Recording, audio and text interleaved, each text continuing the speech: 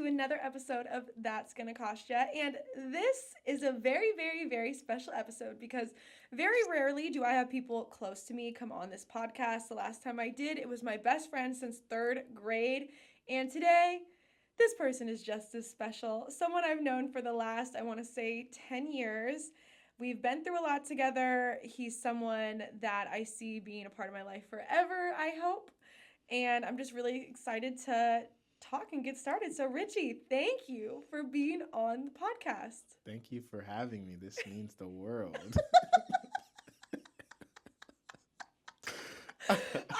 Bro, chill. It's just me. It's just me. It's just me. It's literally just you and me. I'm chilling. There's no one else. Was I looking at the camera when I said that? No, It's I'm fine. just kidding. You're good. Okay, let's go ahead and talk about it. Usually, you are on the opposite side of all of this. Mhm. You are behind the camera because you're a photographer and videographer, Right. right? But you mostly do videography now, Yeah. which is interesting because I remember when you first started getting into photography and cameras, Mhm. remember I specifically was like, bro, when are you going to start doing videography? I'm like, you would kill it, you would crush it. Do you remember me saying that? Yeah, I think that was, I want to say it was in San Diego that one time we went out to San Diego. I don't know if you remember that. When? When you had a doctor's appointment out there. Oh, yeah. Yeah. So, yeah. I think I vaguely remember it, but I didn't think of it much at the time, but it's kind of crazy how things have kind of just taken off now. So, yeah. Yeah, absolutely. Okay, so let's roll it back then because you were not always a videographer. You were not always a photographer. Wait, when you were younger, do you feel like you had a gift for it? Were you ever messing with cameras? Were you ever interested in anything like that? No, I was a athlete. That's all I knew. Sports was my life. It still is. Mm-hmm. I played basketball and then got a scholarship to run track and field at Sac State, and kind of was just sports. So, I can't say I wanted to do this when I was growing up. So, yeah, no, definitely wasn't.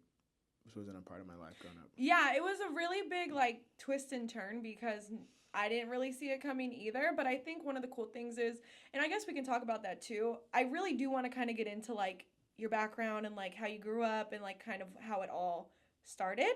But I think it's something enough people don't talk about is the transition period for anyone. Let's say you spend your whole life. A lot of people will do this if they're trying to become a professional athlete, or they are maybe let's just say they're in plays and they're acting their entire life, and they don't make it. Mm-hmm. The person that's running track and field doesn't make it to the Olympics. The person that's playing football their entire life doesn't make it to the NFL. The person that's hooping day in, day out doesn't make it to the NBA. Right. What the fuck are you gonna do? You just spent a quarter of a decade working towards something that didn't happen. Yeah. So I feel that can be so difficult on someone's mental Mm-hmm. to the point where they're like, what's next? And I've seen it time and time again. There was this guy that I was talking to before me and you rekindled our friendship. And I think, bro, I've talked about this man on this podcast so many times that it's almost like, bitch, are you over him? But I really do feel like I am. I know I'm over him. Mm-hmm. But I had so many great lessons and I observed so many things during that time. But one of the things that I could point out about him is he worked his entire life to make it to the NFL. I met him after I already knew he wasn't going to make it. He already didn't make it. But I met him when he was going through that transition period of what do I do? What's my career going to be? Can I still potentially try to go after my dreams, Mm-hmm. or should I just go into working? Right. And I saw that it kind of fucked him up mentally, or it made him question what am I doing? Where am I going? What do I want? Right. And I can just see how much it can affect someone. Even me, I never really had one specific sport I was playing. I wasn't working towards anything specific when I was younger. I just knew I wanted more.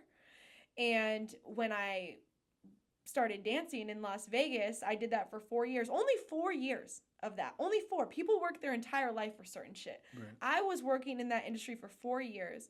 And even after I left, which I wasn't forced out, I chose to leave. I chose to literally throw a whole retirement party, the whole thing. And after I left, I probably had 1.5 years of transition periods. Even now, I still reminisce on it. And the great thing about what I did is I can actually kind of go back and do it if I wanted, but it just doesn't make sense. But people don't have that luxury, and people that have done things a lot longer and try to work towards something a lot bigger have way more of a burden on their shoulders. So that's why I was just pointing out people like yourself that's, an athlete, someone that's always done sports, that maybe you had aspirations of doing something within track and field beyond just college. Mm-hmm. So I'm just curious to see how that maybe affected your mental. But if you could first, let's take it back to the beginning. Yeah. Little Richie, pretty Richie. How, what was childhood like for you growing up?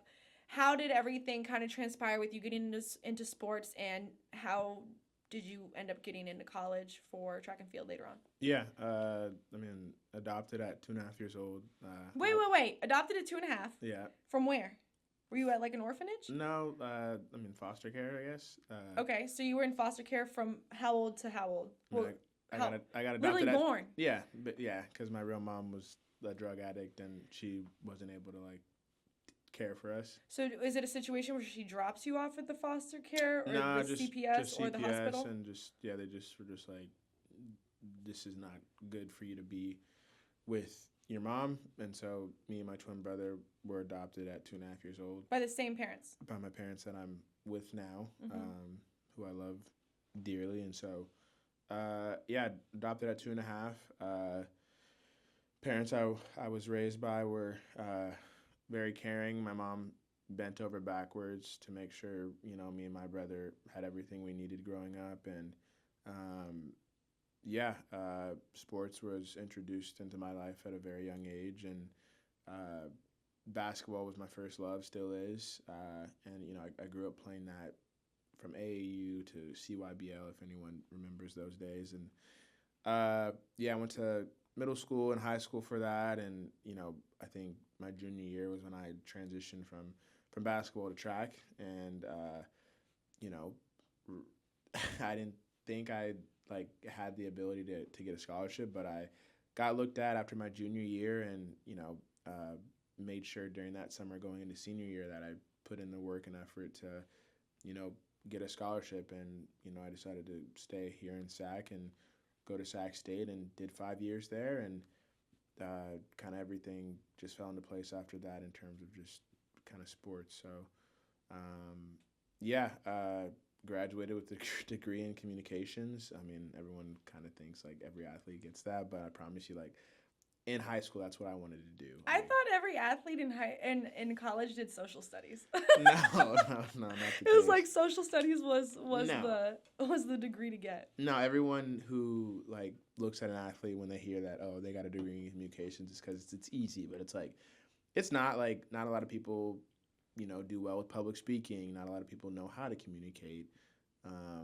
But, I feel like I do that pretty well. Got the degree in communications and, hopped into the public world and, thought, the 9 to 5 was the way to go because you're going to be making a lot of money and stuff. But, I realized quick that shit is depressing. What was your first 9 to 5? So, look, I first started off, once I was spit out into the real world, I actually worked at a tap room, so serving beer and wine and stuff. Mind you, I don't really drink, so what? Where does that fare with me? But I was it was just a starting point, I was cool. At Hop Gardens in Curtis Park, and it's a great spot. Y'all should check it out sometime. And after that, I little seamless or little what is drop. it? Not seamless plug, shameless plug. Okay. But then I worked at Wells Fargo as a teller. I remember that. Yep. Okay. Little Wells Fargo. It was cool, but it's not something I could see myself doing long term. Just sitting behind a counter and looking at money that I wish was mine. It was just Bro, I remember. What was the largest amount of money you saw in someone's bank at Wells Fargo? I'd asked you. You worked at the one off of Florin, didn't you? Ghetto one. Yeah, that bitch was ghetto. I saw all walks of life walk into that thing, homeless people, people crashing out before we even knew what crashing out was. I saw a lot during that time, and definitely almost a culture shock because I grew up in Elk Grove. It was very, at the time, whitewashed, the suburbs. Yeah, exactly. And so saw a lot of white people, but being at the Folsom or the Florin location, you just saw like I said, all walks of life. But yeah, did my time with Wells Fargo, and then I got a job at Robert Half. It's a temp agency, so they help people, find jobs, and we're basically the middleman between the company that needs someone to hire the position, and then I'm looking at people's resumes. So I did marketing, recruiting, and sales, and yeah, during that time was it was a weird time in my life because like I had a pretty like life altering moment in my life that all too well. Just didn't want to be here anymore, and so yeah, my life shifted, and I just couldn't do the 9 to 5 anymore. And so after I had my little moment, I had a roommate at the time kind of introduced me to photography, and we would go out and shoot. And at one point I was like, damn, I kind of want my own camera. And so went to Mike's camera shop and bought my first camera. How much was it? My first camera, it was a Canon T7 Rebel. I'm Team Sony now. No shade on Canon, but I fuck with Sony so heavy. So Canon T7 Rebel, and I bought the Nifty 50 because I was. What's a Nifty 50? It's like everyone who is into cameras knows that the Nifty 50 is like, it's a prime lens. It's a great lens, and I was actually drawn to like how blurred out everything else was except the subject in the frame, and so I was like, ooh, I want that. So I ended up getting it, and I actually don't remember the price, but I mean, you could go back and look that up. It's not that expensive now, but bought that and started taking photos. And my first client was this guy named, I want to say his name's Chris, light-skinned dude, and he was like, hey man, like I need someone to take photos of me around SAC, like I'll pay you. And when I heard pay, I was like, oh, money. I can make Lovely. money off I can of make this. money off this. So I took photos of him, and I think I still have them. And like it's kind of where I started, and I was like, damn, like I can make money off this. So like let's keep it rolling. And so hopped into the wedding industry with my boy 𝐓𝐢𝐦𝐞𝐬𝐭𝐚𝐦𝐩𝐬. He was my first wedding that I shot for your boy Uncommon Wedding, 𝐓𝐢𝐦𝐞𝐬𝐭𝐚𝐦𝐩𝐬. Oh my goodness, that's so funny. My first wedding was for his company, and shot an all-white wedding in the country during COVID time. Wow. Yeah, That was only not even 5 years ago, for real. something like that. That was your first wedding? First wedding. It was I forgot where, but it was up in the woods.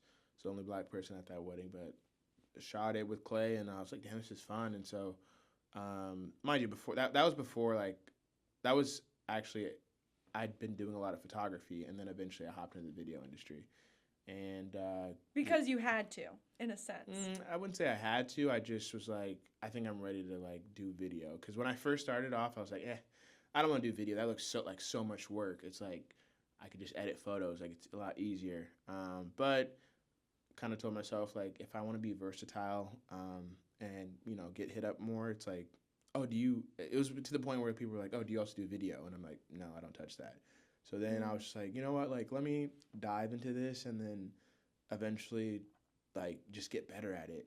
And just like I tell myself, like treat what you do now like you did in college as an athlete. Like I want to be better at what I do every day, and if I have to pick up new techniques and new skills, like just take the time to like go out and do it and practice. And so yeah, that's kind of how I got into video, and just things kind of just took off from there, just for weddings and stuff. And then after a while, like shooting weddings, it kind of gets repetitive. Like don't get me wrong, people's love is beautiful, but like when you're single and shooting it all the time, it's kind of just like it's depressing. Okay, so okay, I'm curious about the weddings, because I love the tea.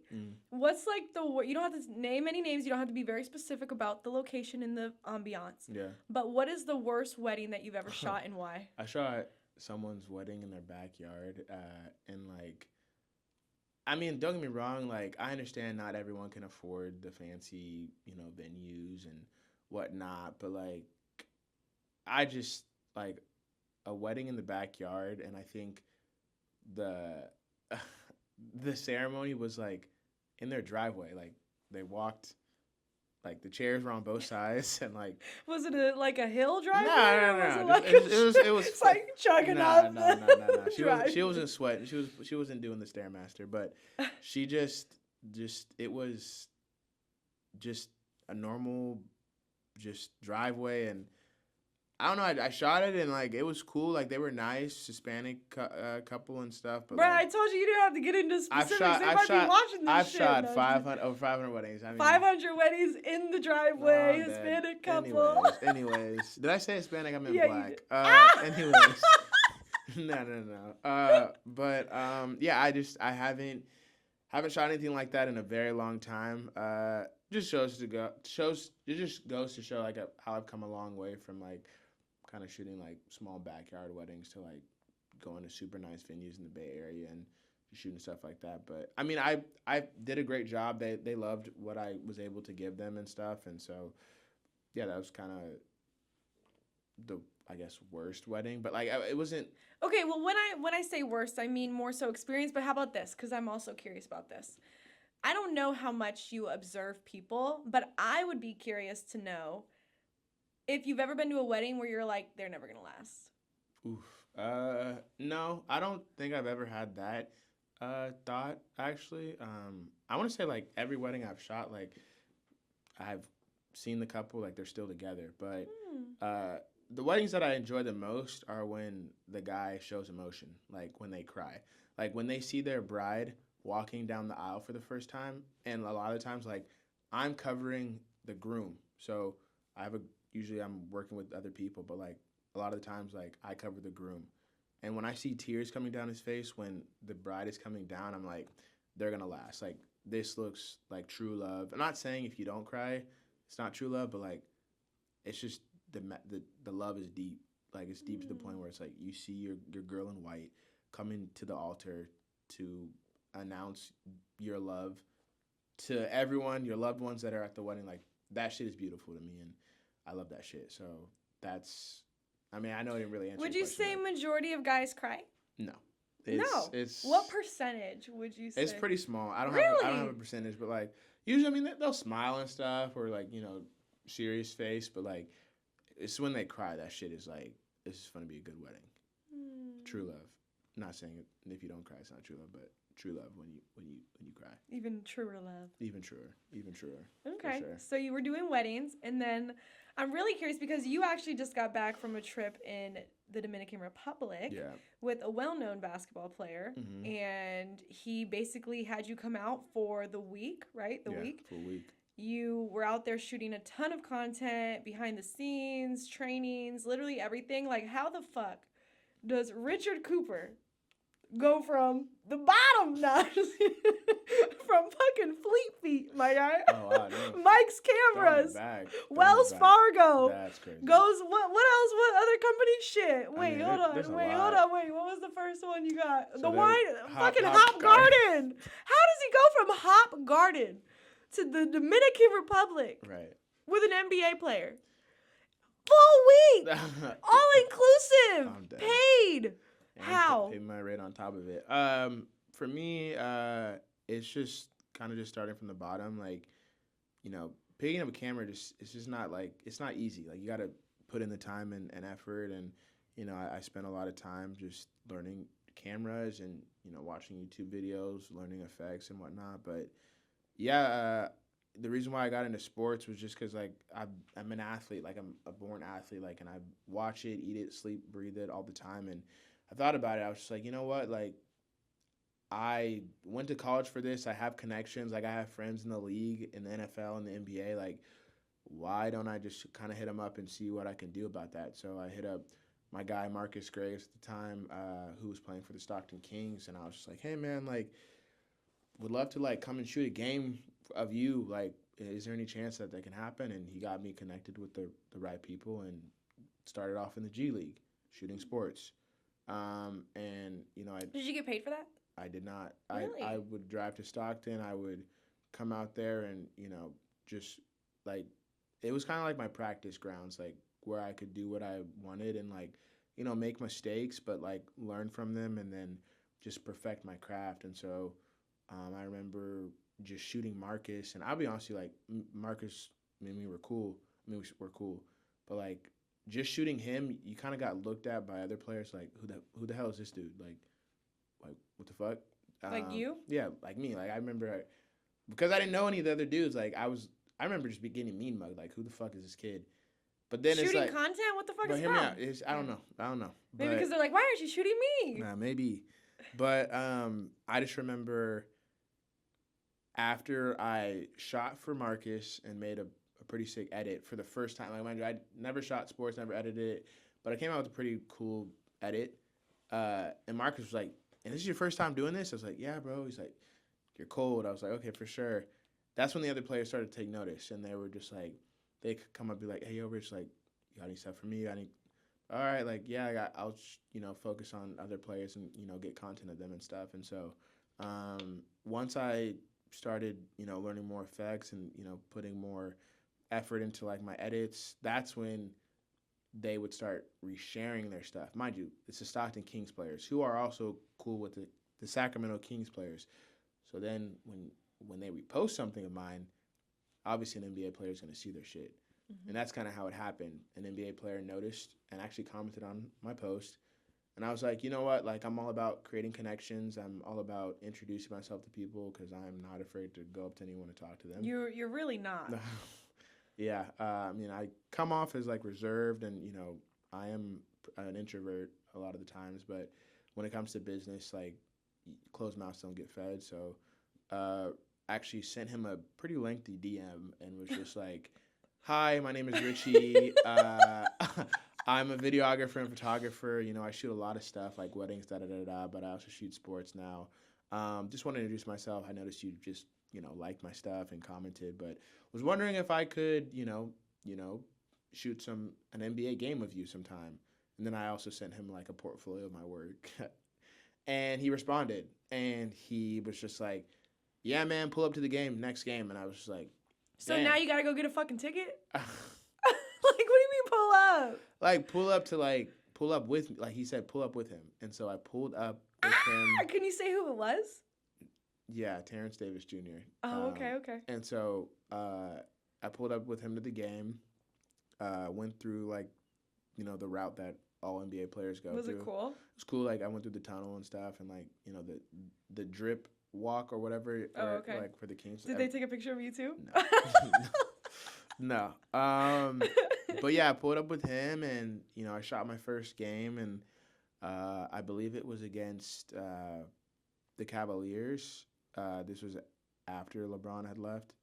And I just remember meeting, well, actually not meeting, kind of just going up to him. I met Kevin Love that game, and people who know Kevin Love know he's all about mental health. He's a huge mental health advocate. And so I actually went up to him and I just said, "Hey, man, like," with camera in hand, I was like, "Hey, I'm just, photographer and videographer, but, like, I just want you to know, like, what you're doing for the mental health game is, like, it resonates with me, and I appreciate it. Like, you changed my life in that way." And so he was like, he's like, "I appreciate hearing that. Like, that means a lot." And so that was great. But then I got down to business and started shooting.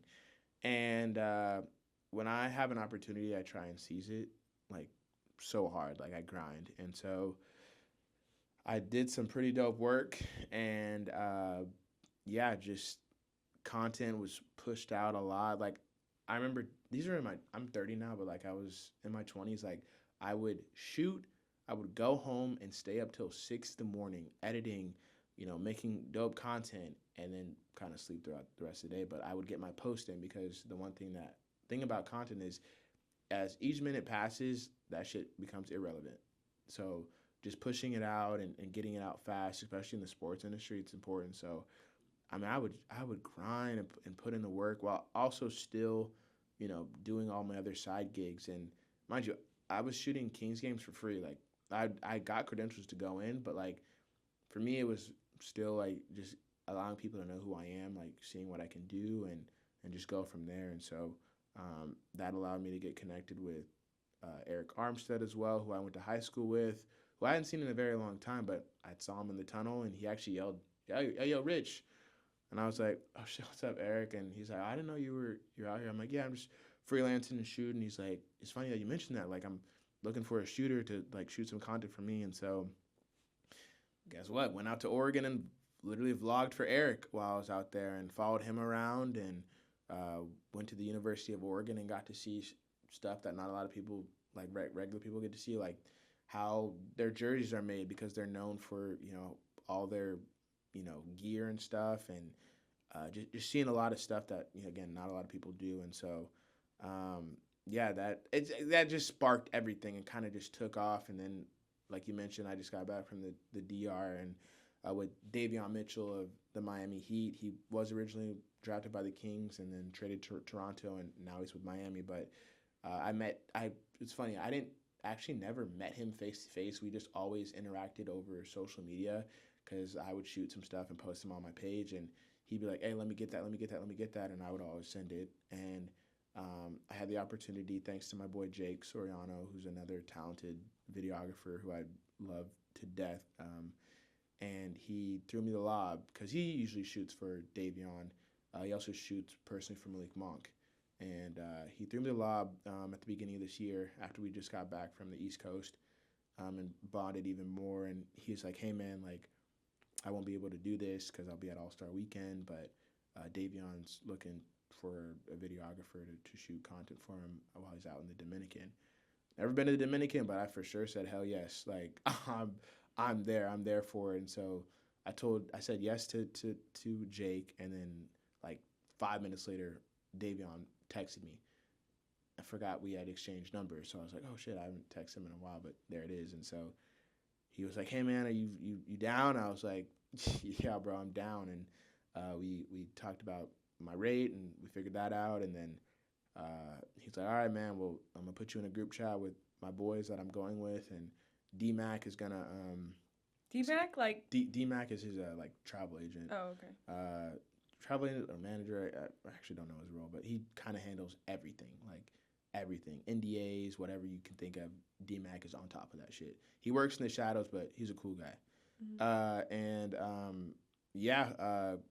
Had my passport already and everything, and told me when they'd be going. And the DR I was out there for, I want to say 4 or 5 days with Davion. And the NBA lifestyle is so different. Like, it's really fun. Like, don't get me wrong.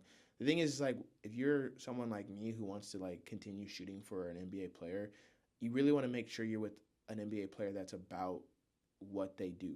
Like, some players are like all about being flashy and stuff, but like the one thing about Davion is he's about his like grind. Like, he loves hoop. He loves ball. The motherfucker carries the basketball with him wherever he goes. On the plane, like to dinner, like it's just the dude carries a ball with him, and that like speaks to me because it's like reminds me of myself. Like, I kind of take my camera everywhere, like my life. Like, this is what I eat, sleep, and breathe. And he eats, sleeps, and breathes basketball. And just being around him, during this Dominican Republic trip, like, I really got to know Davion on a deeper level.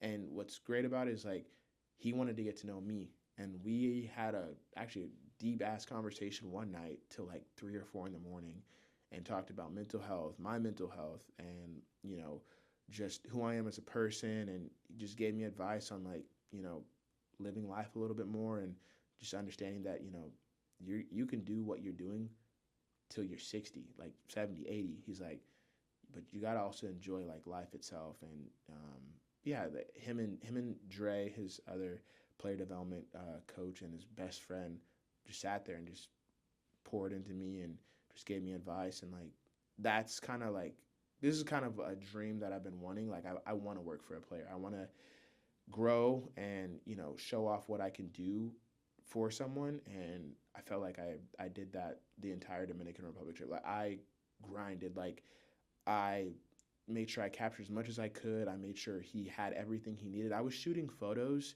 and I'm quick with it. Like, most people like, oh, I'm gonna wait till I get home to like edit photos and stuff. But like, because I'm with Sony and stuff, I can transfer images to my phone, edit there on the phone while we're in the limo Sprinter, and I'm editing on my phone and then airdropping it to him while he's on his phone in the car. And he's like, "Good work, Rich. Like, these are tough. Like, that's tough, Rich." Like, and hearing that, like hearing that is like, it's great. Like, I love the validation, like especially when they're fucking with your work. And I actually went into the pool at one point while we were in the DR with my tripod, and I mean, everyone saw it on my story, but if y'all had been there, everyone, his entourage, and his best friends were all like, "Yo, this man's different. Like, he's about doing what it takes to get, it done. Mm-hmm. And I actually got a nickname. They call me Fox 5 because I'm nice behind the camera apparently. But yeah, the Dominican Republic trip was an experience in its own, and I'm hoping for more opportunities. There are more coming, if I'm being honest with you. And yeah, I'm just excited to see where it goes. I mean, again, Davion is an amazing athlete. He's again about his craft, and again reminds me of myself in a way. And I just want to be surrounded by people who care for me, want the best for me, like you. Like you're one of my best friends. I understand we had a riff in a relationship at one point, but I missed you a lot, and so reaching out and like having you over for dinner and cooking for you and just talking about everything was like important to me because I know you don't mean any ill will or anything like that. I sometimes just get in my head about stuff, but yeah, you mean the world to me, and just having you in my life has always been nothing but positive and great times and like laughs like nonstop. So I know I can always turn to you and just talk to you about stuff. So like me doing what I do, like having the right people in your circle is important. I've cut off people. Like I've cut off people who have, been jealous of what I do or, mock me for being who I am. And like, I don't want to have to change who I am to just fit around people. Like I want to be myself. And that's another thing. Davion and his friends, like they fuck with me for who I am. Like I'm just a normal guy. Like I quirky at times. I can be a weird dude, but like they fuck with it, and that's all they want. They want you to be who you are around them, and they're gonna do the same back. So yeah, DR was dope. Went to Baylor as well. Got to see his alma mater where he won a national championship, and the money he's poured back into the school. They created a new gym and facility for the incoming athletes now, and it's beautiful. It's great, and just kind of just being in an atmosphere where like the game is just like rocking and meeting top athletes that are going to be going to the upcoming draft was an experience in itself. But yeah, no, Davion took care of everything, and I can't thank him enough for that. And I'm just excited to see what the future holds. So Yeah, I love that. That Yeah. makes me so happy. You've definitely come a long way. yeah, And damn, I wish he was still in SAC because I always said him and Malik Monk were my two favorite players to watch. Like Double M, Mitchell and Monk. Like that was always like if I'm going to a game, like I'm going to watch Davion be like a fly on shit on a player, and then Malik Monk just be a fucking straight dog, But I'm looking forward to seeing him in Miami and whatnot. But anyways, so let's go ahead and go into, since you've been in the industry, I'm sure you've seen a lot, and you've seen people maybe come and go. You've maybe worked with other videographers that you don't necessarily care for, others that you've seen just absolutely crush. I'm sure also you've been in rooms where you're like, damn, I'm trying to get to like where they're at, like they're fucking crushing it. What's the difference, do you think, between the ones that are like at the top of their game, like in regards to videography and shooting those individuals, opposed to those that are maybe not able to grow, not able to get to those rooms and those people? But also, like, I understand, I'm sure you're going to say networking is a big thing, but also, like, what about their character? Have you noticed? Yeah, no, character plays a huge role. Like I said, I've cut off people because of their character. Like, I've met my mentor, Vinny Minton, and he's, given me so much game. And the one thing he's told me is, like, make yourself valuable on set. Like, leave a lasting impression, because if you're just some guy who's lazy and doesn't, like, do anything, like, you're not going to be remembered. So, like, what you do, especially for a first-time meetup, is key. And like I said, I've had videographer friends in the past, and like I said, cut off people that have, like, their character doesn't align with me, and it, like, putting someone else down or being jealous of someone else's work is, like, it's not fun. Like, so you feel like, just to get a clear idea, so you feel like ego, envy, oh, for sure, like those type of things can really mess somebody up? Oh, for sure. And don't get me wrong, like, if I see other people, working with someone, and I'm just like, I look at it like, damn, like, I'm happy for them, but then I'm like, now how do I get to that point? Like, what do I have to do to get there? And like, I'm not afraid to DM and be like, hey man, like, if you ever need an extra hand on set, or you need help, like I'm here. Like I can help you out. And you know, if they don't respond, they don't respond. But it's like if you live with that regret of saying, "Damn, I wish I could have hit him up. Like I should have hit him up," you're gonna live with that for the rest of your life. But you know, it doesn't hurt to look stupid for 5 minutes and not get a response. But there's a chance that they respond and be like, "For sure, like I'll keep you in the loop on the next one." And I've done it so many times to where it's like, "Oh, for sure, like your work's great, man. Like would love to have you on set." And then a couple weeks go by, "Hey, man, like you available?" I get hit up all the time, like, "Yo, you available?"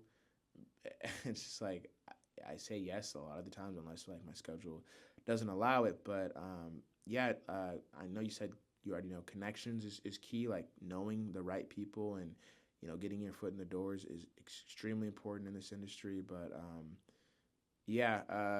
character is huge. I want to say it's very much at the top of the list because again, if you don't leave a lasting impression, no one's gonna fuck with you. How do you think you could leave a lasting impression? What's like a way that you currently do that? Just hustling, like hustle. Like if you don't hustle and you just stand around, if you're on your phone, just always doing something productive on set. Always asking questions. Hey, you need help with that? You need me to put away those cables? You need me to break down lights or anything like that? Just even if your job is like small, you can always go above and beyond to like help out in some way. So like you're never too big for the little things. No, you should never be like, because the one thing that I wish people would understand is like in this industry, it's like some people are big time, and when you have other people asking you questions about like, oh, how'd you get here, or hey, how'd you do that effect, or like or just asking questions in general, like I hate gatekeepers. Like I fucking hate it, and it's the worst when you know you just want to grow, like that's all you want to do, but like how are you going to grow if like no one's willing to share their knowledge? Because the one thing that you got to understand is like those dudes who are where they're at now didn't get to where they're at by themselves. They had help. And it's just like I wish some people would realize like, hey, like I didn't get here alone, and you know to give back in some way is like huge. Like before I left for the DR, I actually went to USF and did a lecture to some up and coming like filmmakers. I want to, I didn't know that. Yeah. That's cool. Yeah. So. How'd that happen? Zoe, she's a producer and a director. I met her when I was on set for like some commercial work with this production company called Glass and Marker, very well known. And I met her a couple years ago, but hadn't seen her in a while. But ran into her in Vegas when I was shooting a wedding, and we rekindled. And she asked me, she's like, "Yeah, I teach at USF now and teaching a course there, and was wondering if you wanted to come and speak to my students about kind of how we're talking, like, but just talking about my upcoming and whatnot." And gave them my full background and my story, and they loved it. They were, when I told them about DR, they were like, "What? No way!" And like it was just great to like see and let them know like, hey, like you can get to be where I'm at in my shoes. It's just it obviously takes time, it takes practice, and yeah, I showed them some of my work, and then taught them how to like use editing software like Premiere Pro, and just kind of gave them a rundown, like just the simple stuff. But it was great to like just give back. Like I understand like what's this saying? It's like if you die, like what do you want people to remember you by? Obviously it's great that people know how to use a camera, but like it's like the other thing is like how was he as a person? Like did he give back? Did he treat others with respect?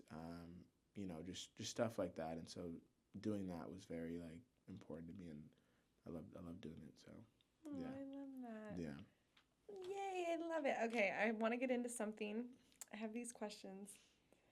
You don't have to. We can cut this out, this part right here. So don't you worry. You can relax your shoulders. I'm just kidding. My shoulders are definitely okay. up. Okay. Well, I love that you're giving back. Well, actually, no. Hold on. So, you went and you did the lecture. Do you want to do more of those, or what's another like way of giving back that you see yourself kind of doing in the future? Kind of being like what my mentor is doing for me, like bringing on someone who I feel like has a has talent, but they don't realize it yet, and just kind of just bringing them on sets, teaching them some stuff. And Yeah, I'm gonna need you to do that because if you end up working for an NBA player like full time, I don't know who I'm gonna have be my full time videographer. So you're gonna. I was literally thinking about that too. I'm like, I'm not gonna take away from Richie's dreams and beg him to like work for me when the time comes. So if you want to go and be in the sports and the NBA, keep doing what you're doing, but you're gonna have to train up another you for me. You see what I'm saying? I'm dead. Nah, I mean, I'm not gonna just be up and gone. Like, I'll remember you. I'll remember you. Not What like the that. fuck? Not like that. Like if you need help, like Yeah. I'm down to help out. Like you don't. No, but I need someone full time. Like Okay. full time, like rain and shine. No, I'm just kidding. Maybe not 24/7, but a lot. And Yeah. then I feel like if you had an NBA player, they'd be like, "Hey, bro, I need you to like Yeah. all season." I'm dead. No. You know. No. Yeah. No. I can help you out, but what were we talking about? You giving back. Oh yeah. You want to train up some talent. Yeah, you want to definitely like give back would to love. others. It's tough just because I feel like Zach is. I don't know. Like I feel like not a lot of people like wants everyone to eat or like I said, like Jake's like one of my best friends and like I throw him lobs if I can't do a gig and he'll throw me lobs. But it's like not a lot of times like I have trust with a lot of people. I have a question. Yeah. Do you like when somebody throws you a lob? You just made a certain amount of money from your lob. Mm-hmm. Do you give them a kickback? Oh, like money? Like do I? Yeah. Get, No, just other like referrals. Just other referrals. Sorry, my bad. See, I'm coming from like I'm kind of in the same industry not in the same industry, but like I'm doing kind of like a similar thing where maybe I'll refer if I can't help somebody find like a certain property like in my space of real estate, I'll refer them to someone else. Mm-hmm. And usually we'll have it's not the same. No, Your definitely. industry's different. Definitely not. Yeah, Definitely but like I'm coming from like stripper background, like bitch, I just put you on a 10K plate. Break me off 20 That's crazy. today. That's crazy. But also in real estate, it's like, oh, somebody signs a contract with you, you get the like I just gave you that person that basically just gave you like For this sure. amount of money. Yeah. I'm expecting. You know, it's different in my industry, but that's why I was just asking like if that's a thing there. But I'm like Yeah, no. entertainment, I guess, is a little different. Entertainment's a little different. Arts and entertainment. Yeah, no, entertainment's different. It's funny though, cause like I remember someone gave me a lob, and like I was thankful for it, but the one thing they kept on doing was just like bringing me down and just Maybe because you didn't reciprocate, they tried to like make it seem as if I fucking yeah, put you on. but they'd mock me, like they'd make fun of me and stuff, and then they'd be like, bro, put me on. And it's just like, why should I put you on if you're always making me feel like shit just because you don't feel validated in this industry yet? Like I want to bring on people that respect me and, you know, want me to grow.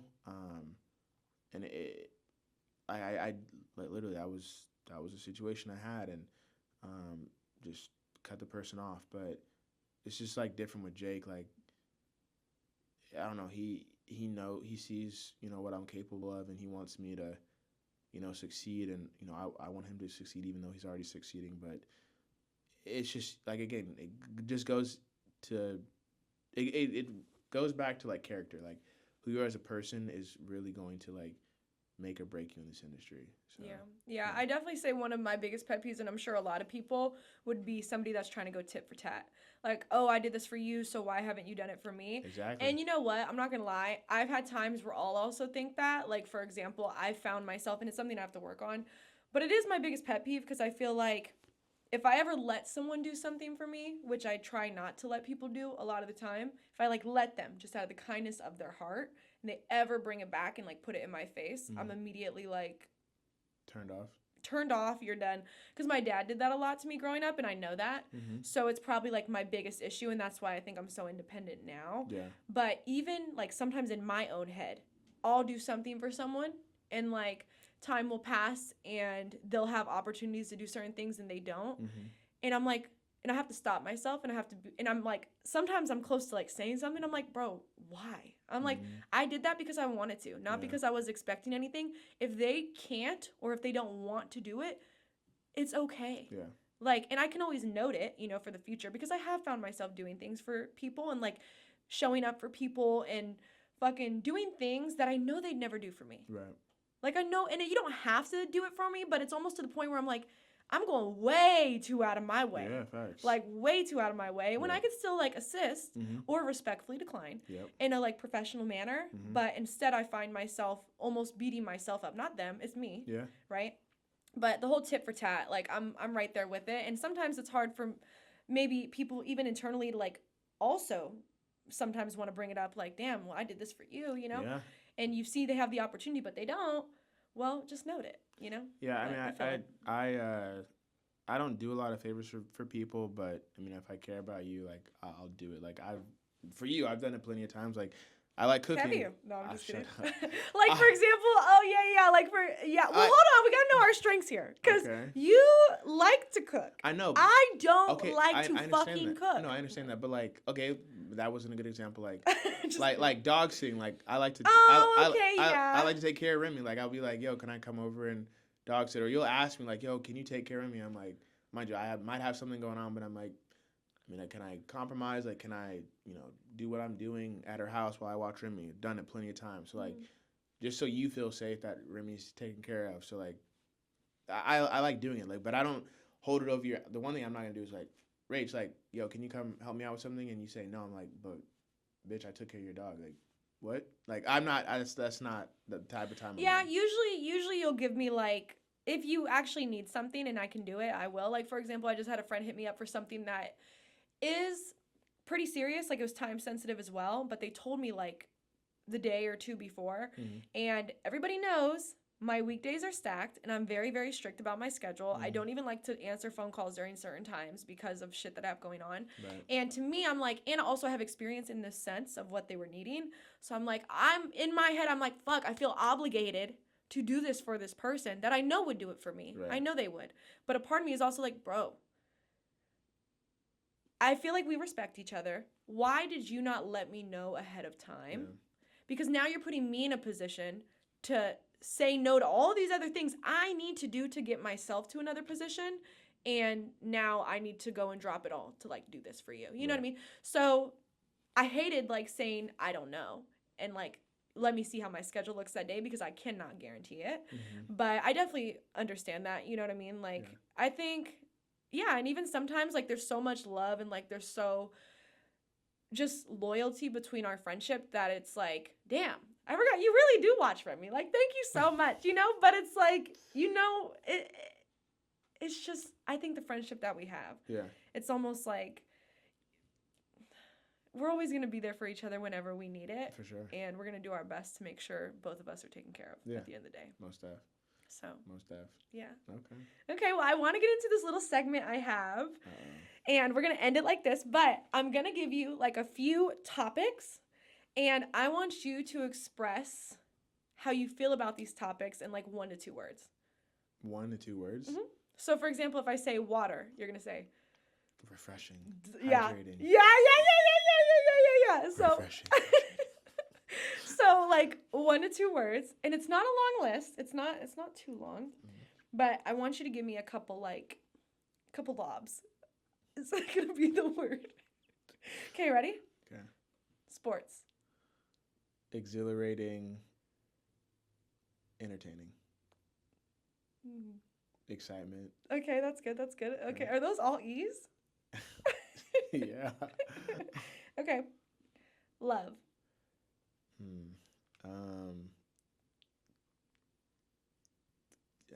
Fuck, that's a tough one. Caring. I don't like your answer to that one. Caring? Are you sure? Love. Fun.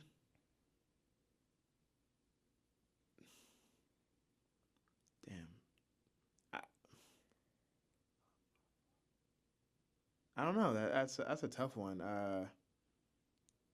Breathtaking. Those are only 2 words. 'Cause I haven't been in love in a very long time. Like, I'm just not there yet. So, tough. Love can be tough. Yeah, those are my words. That's a tough one. I'm sorry. Okay. Marriage. Beautiful. Growth.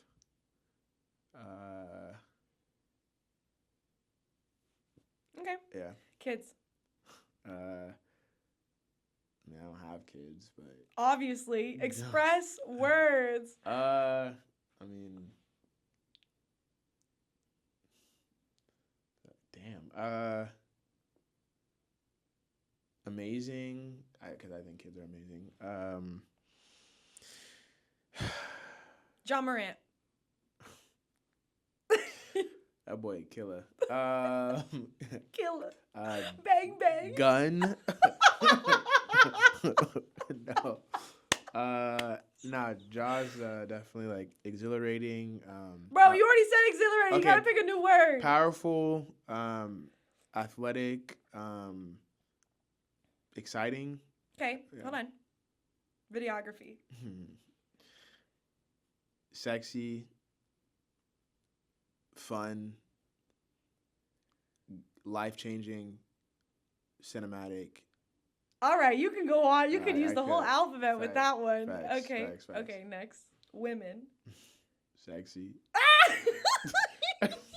Sexy. I hope so. I hope so. Women, complicated.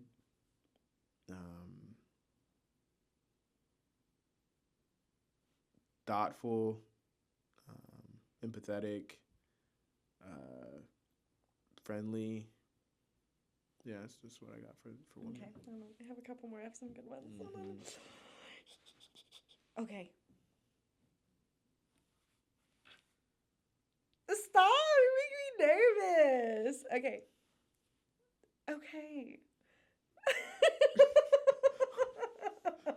We'll cut that out. Okay. It's okay. Okay, ready? Okay. I'm gonna do two more. Okay? The Kings. Yeah, you don't want to do that. I do want to do it.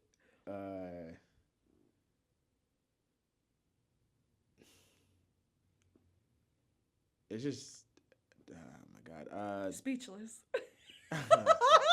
Damn near. Tough.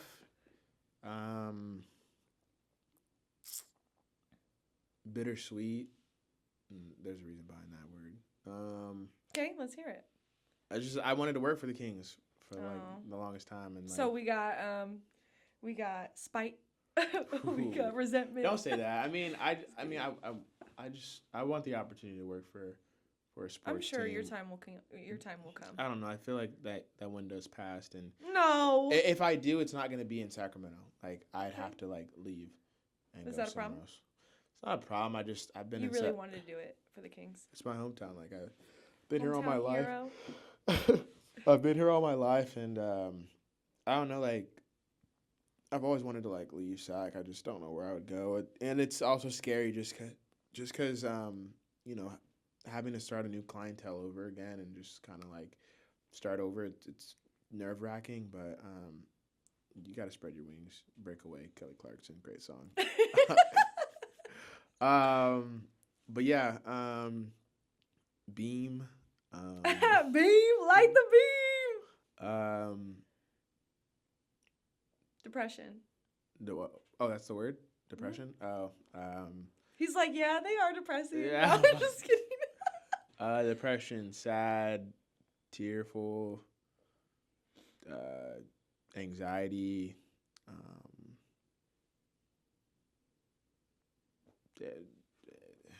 happiness. No happiness, bubbly,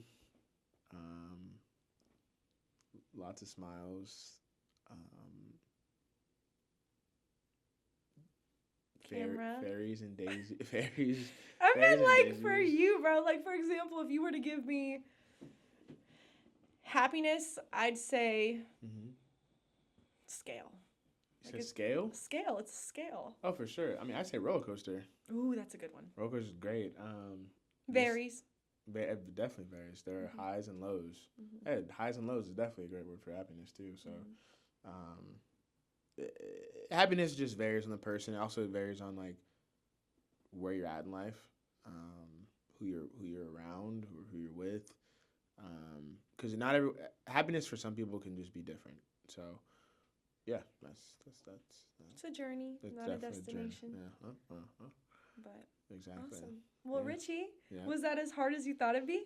No, I don't really like being in front of the camera. I think more people need to hear your story, even if you don't like being in front of the camera, because that's one of the ways you'll give back. I mean, they got a glimpse of it. They didn't get the whole thing. Oh, Like, no, for sure. They for sure didn't. We get got to the whole run this thing. back in what, like 4 years when I'll set a we're timer. working together full time. I'll- Less than 4. I'll set 4 years? I'm not trying to be 30 when I Oh, when we gosh. do this. I'll set a timer for 4 years or whenever. But yeah, no.